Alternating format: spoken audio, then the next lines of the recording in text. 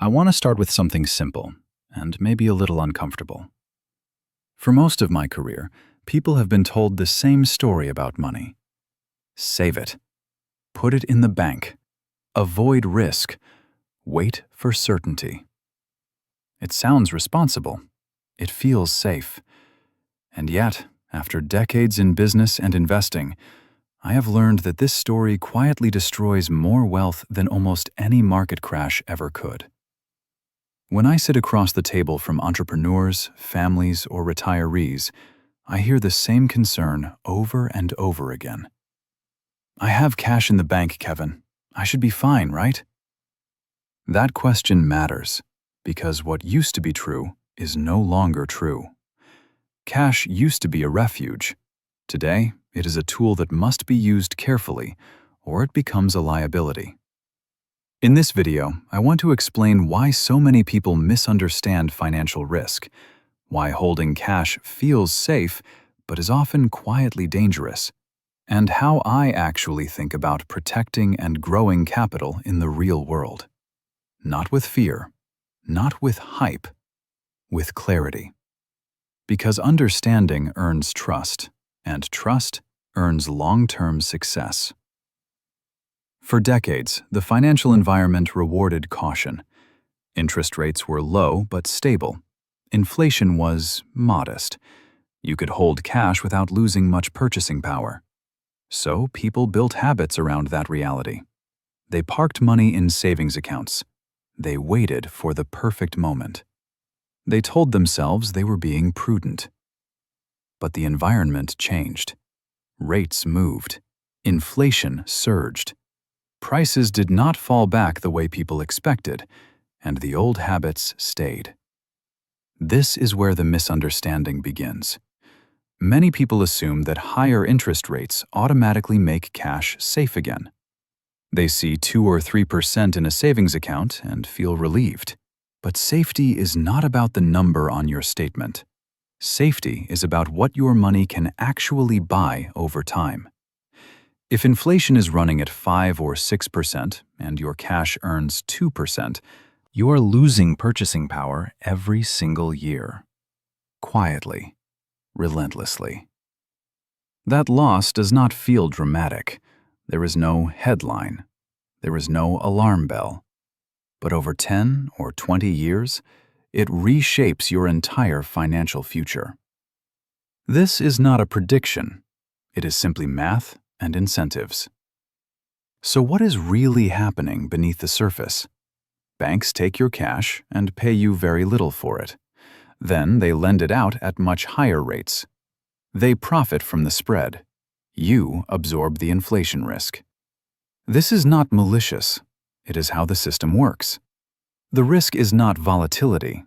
The risk is stagnation. When your money does nothing, inflation does everything. That is why I say cash is not a destination. It is a tool. Its purpose is flexibility. Cash allows you to act when opportunity appears. It protects you from short-term shocks. It gives you optionality. But when cash becomes a long-term strategy instead of a short-term tool, it quietly becomes your enemy. I think of cash like ice in a warm room. At first, it looks solid, reliable, safe. But the warmth is inflation. And over time, the ice melts, even though nothing dramatic happens. That is the core mechanism most people misunderstand. When I evaluate financial risk, I do not ask, will this be volatile next month?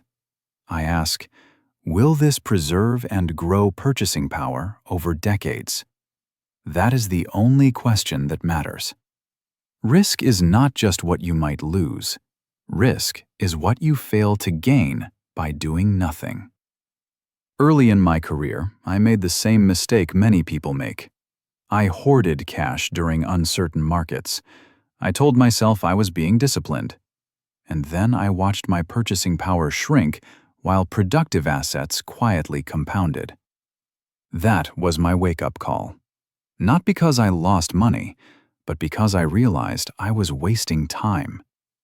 Time is the most expensive asset you will ever own. Once you understand that, your relationship with money changes permanently. This is how I think about capital today. First, every dollar must have a job. Either it produces income, or it preserves purchasing power, or it gives me flexibility for opportunity. If it does none of those things, it is failing. Second, safety is not about avoiding movement. It is about building resilience. Resilient portfolios adapt to inflation. They generate cash flow. They do not rely on a single outcome. Third, discipline matters more than timing. You do not need perfect clarity. You need a thoughtful process that evolves with reality. That is how the wealthy actually manage risk, not by guessing the future, but by building systems that survive it. Let me show you how this plays out in practice. I keep cash, but only what I need for flexibility and short-term security, 3 to 6 months of expenses. Sometimes more if I am preparing for a large investment. Beyond that, I move capital into productive assets, not because I am reckless, but because I understand what stagnation costs. Gold is one example. I do not buy gold because I expect it to double next year. I buy gold because it has preserved purchasing power for thousands of years. Every paper currency eventually fails. Gold does not care about politics, central banks, or headlines. It is not growth, it is insurance. A small allocation creates stability when everything else becomes noisy. That is how I use it. Then there are income-producing businesses. Dividend-paying companies are the backbone of my strategy. When you own them, you are not speculating. You are participating in real economic activity. They sell products, they deliver services, they generate profits, and they send you a portion of those profits every quarter. That income grows over time. It adjusts with inflation. It compounds. This is how wealth is built quietly and patiently, not with excitement, with consistency. Boring is beautiful when it produces reliable cash flow. Real estate plays a similar role, not because property is glamorous, but because it is useful. People need places to live. Businesses need space to operate. That demand does not disappear. Real estate generates income. It adjusts with inflation, and over long periods, it appreciates. You do not have to be a landlord to benefit. Real estate investment trusts allow you to participate without managing toilets or tenants. Again, the point is not speculation. The point is resilience. But here is the asset most people overlook: your skills, your ability to earn. No market crash can take that from you. The highest return investment I have ever made was not a stock or a building. It was learning how to create value. Every wealthy person I know invested in themselves first. They learned how to sell, how to build, how to lead, how to solve problems. That is the foundation of everything else. If you increase your earning power, every other financial decision becomes easier. This is why misunderstanding risk is so dangerous. People obsess over market movements while ignoring the one asset they control completely: themselves. Finally, I use a small portion of my capital for alternatives. Not because I need excitement, but because diversification reduces fragility. Private businesses, selective technology exposure, a modest allocation to digital assets, never large enough to threaten my foundation, large enough to benefit from long-term innovation. This is not about chasing returns. It is about building a system that survives uncertainty. So, what changes for you? First, stop thinking of cash as safety. Start thinking of it as a tool. Ask how long you actually need it to sit idle. Then, give the rest a purpose. Second, evaluate assets based on purchasing power, not price movement. Does it generate income? Does it adjust with inflation? Does it build resilience? If not, it is not safe. Third, invest in yourself relentlessly. Your skills are your most powerful hedge against uncertainty. Let me be clear, I am not saying banks are collapsing. I'm not saying the world is ending. I am not saying abandon cash. What I am saying is this.